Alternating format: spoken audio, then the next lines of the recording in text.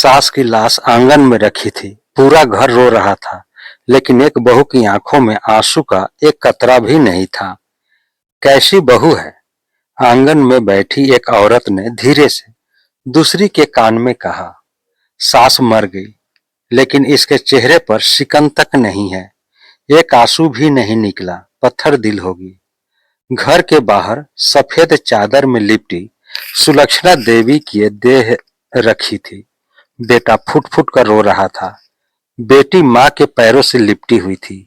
पोते पोतियां सिसक रहे थे, लेकिन बहू आरती वह चुपचाप कभी रसोई में जाती, कभी मेहमानों के लिए पानी रखती, कभी अगरबत्ती बदलती, कभी रिश्तेदारों के बैठने का इंतजाम करती। उसके चेहरे पर न आंसू थे, न चीख, न विलाप, बस एक अजीब सी खामोशी थी। जो भी आता पहले मृत देह को प्रणाम करता और फिर एक नजर आरती पर डालकर बुदबुदाता। आजकल की बहुएं ऐसी ही होती है। आरती सब सुन रही थी, लेकिन उसने किसी को कोई जवाब नहीं दिया। उसके पति भी चुप थे, ससुर भी चुप थे। 13 दिन तक यही सिलसिला चलता रहा। लोग आते, सहानुभूति जताते और जाते जाते बहू को कठोर दिल कहकर चले जाते। 13वीं वाले दिन सुबह 4 बजे ही आरती उठ गई। रसोई में बड़े बड़े भगोने चढ़ गए। सैकड़ों लोगों का भोजन बनना था। वह बिना रुके काम कर रही थी। उसी समय उसकी ननद प्रीति रसोई में आई। चेहरा आंसुओं से सूजा हुआ था। उसने गुस्से से कहा, वाह भाभी। आरती ने पलटकर देखा। क्या हुआ दीदी, क्या हुआ? प्रीति लगभग चीख पड़ी। माँ को मरे 13 दिन हुए हैं और तुम्हें देखो, इतनी फुर्ती से काम कर रही हो जैसे घर में कोई त्योहार हो। हमसे तो दुख के कारण खड़ा भी नहीं हुआ जा रहा और तुम्हारी आंखों से एक आंसू तक नहीं निकला। सच कहूं, तुम्हें माँ के मरने का जरा भी दुख नहीं है। रसोई में काम कर रही औरतों के हाथ रुक गए। सबकी नजरें आरती पर टिक गई। कुछ पल तक वह चुप रही, फिर धीरे से बोली, बस कीजिए दीदी, बहुत सुन लिया मैंने। उसकी आवाज कांप रही थी। हाँ, नहीं निकले मेरी आंखों से आंसू, लेकिन क्या आपने कभी सोचा? निकले क्यों नहीं?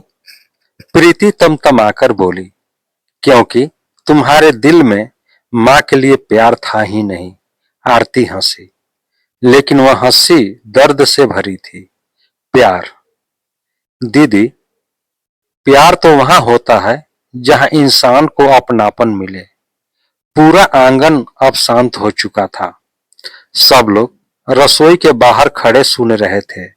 आरती बोली, याद है शादी के दूसरे दिन माँ जी ने सबसे पहले क्या कहा था? बहू, इस घर में बहुओं की कोई इच्छा नहीं होती। जो कहा जाए वही करना। याद है जब मेरी पहली करवा चौथ थी, आपके लिए नई साड़ी आई थी और मुझे माँ जी की पुरानी साड़ी देकर कहा गया था, बहुएं नई चीजों के लिए नहीं होती। याद है जब मुझे तेज बुखार था, तब भी माँ जी ने कहा था, बुखार से कोई मरता नहीं, पहले रोटियां बना। याद है जब मेरा पहला बच्चा गिर गया था, मैं अस्पताल में रो रही थी और माँ जी रिश्तेदारों से कह रही थी, कामचोर बहू है, बहाना बना रही है। आरती की आवाज टूटने लगी। दीदी, मैंने इस घर में 8 साल बिताए हैं। हर दिन अपमान सहा है, हर दिन खुद को समझाया है कि शायद एक दिन माँ जी मुझे बेटी मान लेगी, लेकिन वो दिन कभी नहीं आया। प्रीति का चेहरा उतरने लगा। आरती ने आगे कहा, आप कह रही हैं कि मेरी आंखों में आंसू नहीं है। सच बताऊं, मेरे आंसू तो बहुत पहले ही खत्म हो गए थे। जिस दिन माँ जी ने मेरे मायके वालों को गरीब कहकर घर से निकाल दिया था, उस दिन मैं पूरी रात रोई थी। उसके बाद हर अपमान के साथ मेरी आंखें सूखती चली गई। पूरा घर अस्तबद्ध था, लेकिन तभी एक आवाज आई, बस करो बहू। सबने पीछे मुड़कर देखा। आरती के ससुर खड़े थे। उनकी आंखों से आंसू बह रहे थे।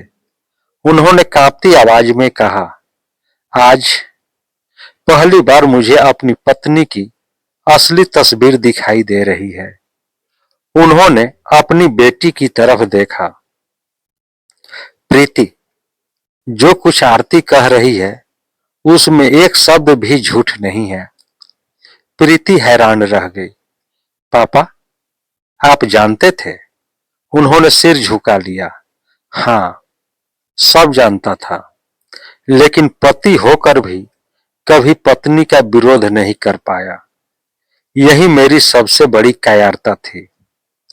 वह आरती के सामने हाथ जोड़कर खड़े हो गए।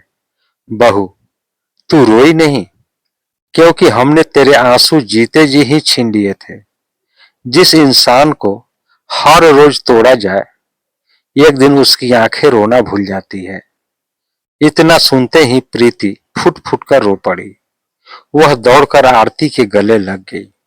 भाभी, मुझे माफ कर दो। मैं हमेशा माँ की बातें ही सच मानती रही, कभी तुम्हारे दर्द को समझने की कोशिश ही नहीं की। आरती पहली बार टूट गई। वह जोर जोर से रोने लगी और रोते हुए सिर्फ इतना बोली, दीदी, आज मैं माँ जी के लिए नहीं रो रही, मैं उन 8 सालों के लिए रो रही हूँ जिनमें मैं हर रोज थोड़ा थोड़ा मरती रही। आंगन में खड़े हर व्यक्ति की आंखें नम थी। उस दिन लोगों को एक बात समझ आ गई, हर इंसान की खामोशी पत्थर दिल होने की निशानी नहीं होती। कभी कभी वह इस बात का सबूत होती है कि वह इंसान इतना रो चुका है कि उसकी आंखों में अब आंसू ही नहीं बचे। दोस्तों, यह कहानी आपको कैसी लगी? कहानी को लाइक करें, शेयर करें। चैनल पर नया है तो चैनल को सब्सक्राइब कर लें।